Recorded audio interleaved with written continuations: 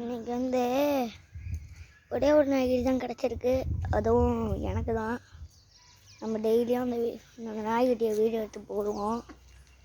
அதான் பாருங்கள், இந்த ஜூமோட பிரைட்னஸ் இல்லாமல் வைக்கிறேன். பிரைட்னஸ் வேணுமா வச்சுட்டேன்.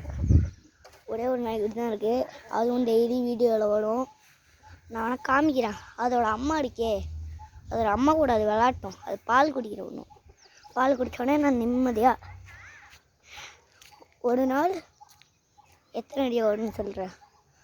ஒரு 2 வீடியோ இல்லைனா 6 வீடியோ வரும். சில நேரத்தில் வரும், ஃப்ரீயாக இருக்கும்போது போடுவேன்.